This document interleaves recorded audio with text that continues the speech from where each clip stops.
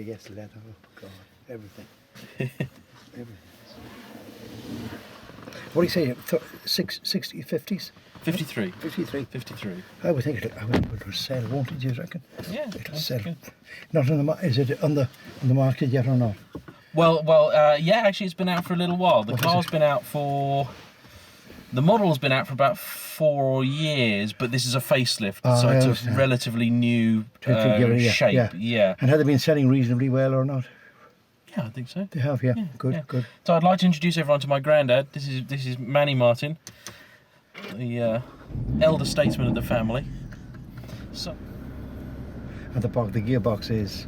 It's a 7-speed. It's a dual clutch box, so you can drive it in automatic, or you can change gear from down here, or you can change gear with the paddles if you like. Great stuff. Well, this, James, is a very bumpy road. The suspension is brilliant. It's just riding over it, and in my car it's a totally different sensation. Wow. That's my local bruiser. Yeah. Well, James, as someone whose first car was a Standard 10, which must have been the worst car ever built, and then I graduated to a Wolseley 1500, and now 50, 60 years on, I'm in this car, which is exhilarating. It is so exciting. It is absolutely brilliant. A totally wonderful sensation. Absolutely. Did you have a heater in the Wolseley? I don't think so, James, no. I think maybe later on they had a heater. I remember my father writing to me, he had an Austin A30, he said, I've had a heater installed. I thought, a big deal. Yeah. I remember with the... no air conditioning, James. No, we got the window. Oh, yeah, absolutely. I remember with the original Mini, the heater was an option, and they hoped you spec'd a heater, because until you did, they weren't making any money on the car. I know, true. That's true, yeah. Oh, wow. Oh, this is Formula 1 stuff, James. This is Formula 1 acceleration, I tell you. I mean, for somebody who wanted a family car, which could be with a performance to match the very best sports car, this is it not? That's the whole point of this kind of car is, for a guy that can only have one car. Right, okay. But he wants everything. Yeah, and he's got it, absolutely. He wants it fast, but he wants it practical. I can see that. Plus, let's face it, it's the sort of vehicle that if you are going to go and pick up the grandparents in, but it's still comfy, there's still plenty of room. Plenty of room, you can throw your stuff in the back. Absolutely.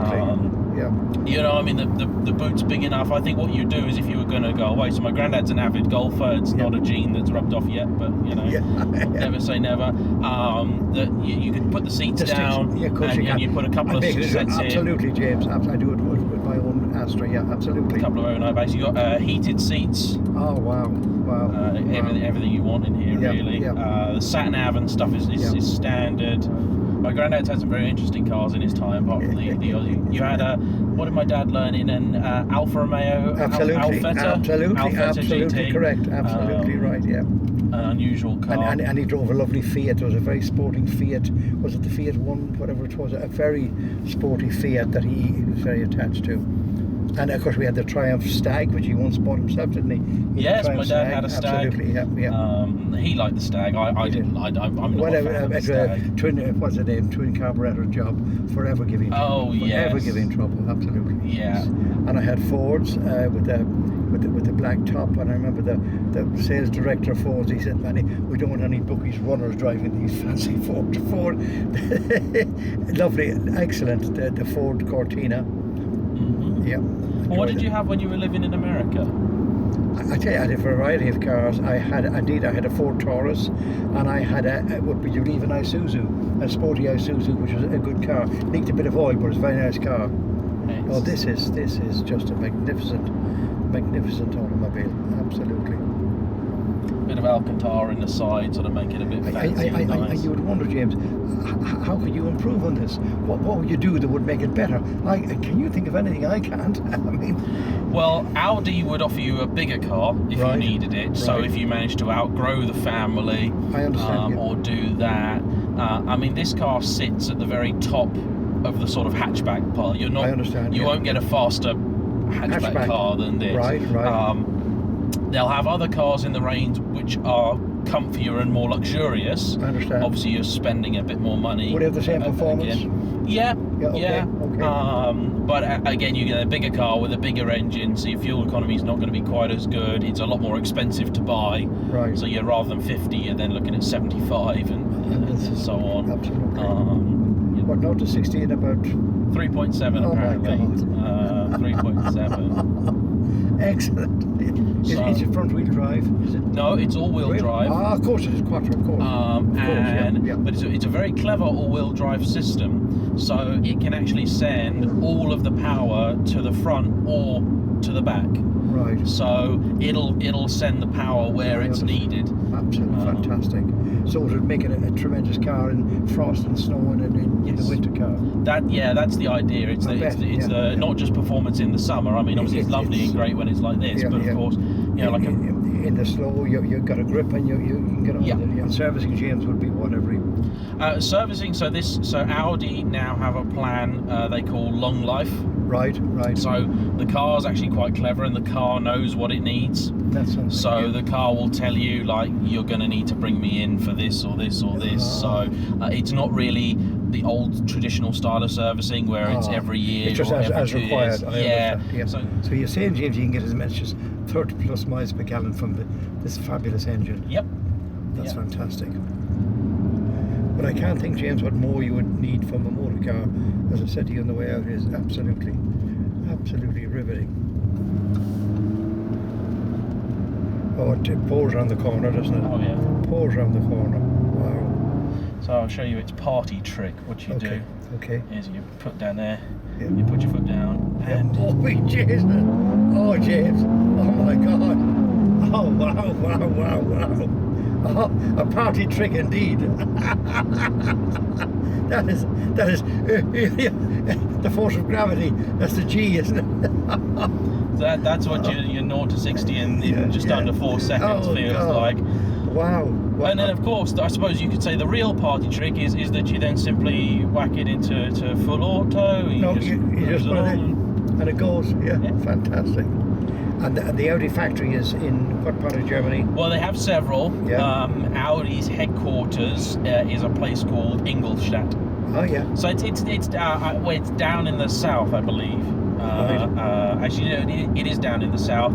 I think they're quite close to Porsche. Okay. So they're not quite Munich. They're down there. VW's headquarters is a place called Wolfsburg, which is up north. When were you selling Chryslers out there? I never knew that you sold cars. No, I first got there in 19. I first went to America about 1981, and I sold Chrysler on Van Ness Avenue. Yep.